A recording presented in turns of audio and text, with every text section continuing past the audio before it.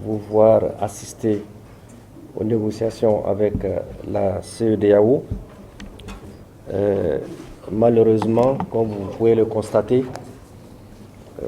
une bonne partie de l'équipe qui est censée venir assister aux négociations prévues n'est pas présente.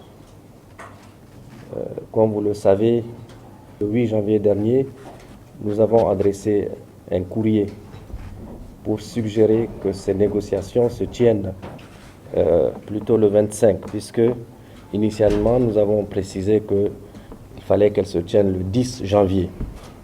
En raison d'un certain nombre d'impératifs, nous avions été amenés à demander de repousser au 25, mais ces impératifs ont été réglés entre-temps et d'accord parti, nous avons retenu le principe de tenir quand même la date du 10. Nos interlocuteurs ont plutôt souhaité avoir 2 jours de plus parce que c'était serré à partir du 8. Nous avons maintenu le 12. Donc nous étions dans l'attente de leur présence le 12 ici, janvier, lorsque nous avons constaté que ça n'a pas été possible pour eux de se déplacer à Niamey. Tant qu'à faire, la date du 25, c'est-à-dire aujourd'hui, a été retenue et les deux parties se sont entendues pour que nous puissions nous retrouver et discuter de tout ce qui doit nous permettre d'aboutir à la levée des sanctions contre notre pays. Malheureusement, aujourd'hui encore, en dehors du Togo, qui a accepté de faire le déplacement, la CEDEAO, malheureusement, n'est pas arrivée. Dans un premier temps, ils ont prétexté n'avoir pas l'autorisation de survol et d'atterrissage sur notre territoire.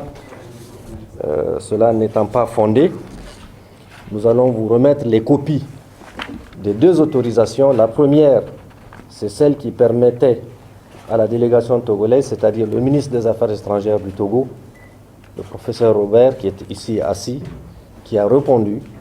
Il faut profiter pour remercier ce pays, ami, qui a toujours œuvré pour la paix. J'ai ici l'autorisation le concernant et il est bien là. J'ai la deuxième autorisation qu'on disait n'avoir pas reçue et qui concerne la délégation de la CEDEAO avec le pays qui doit l'accompagner, c'est-à-dire la Sierra Leone, mais ils ne sont pas là, vous le constatez. Je vous donnerai copie de ces 2 autorisations pour votre gouvernement, vous pourriez faire les copies nécessaires. Nous sommes dans l'obligation de constater qu'il y a une mauvaise foi de cette organisation et probablement des pays qui sont derrière et qui poussent à ne pas permettre à ce que notre pays, qui a fait le choix d'aller dans le sens de la souveraineté, puisse sortir de cette trappe de punition qu'on lui impose. Voilà un peu de mots ce que j'avais voulu vous dire et vous demander en toute objectivité et en toute honnêteté de rapporter à ceux qui vous écoutent, à ceux qui vous regardent. Le Niger, qui a été injustement frappé par des sanctions qui n'ont aucune base légale, a tout fait pour que, dans le cadre de cet espace communautaire, je n'oublie pas, lui et moi, que nous puissions arriver à nous comprendre. Mais malheureusement, on n'en est pas encore là.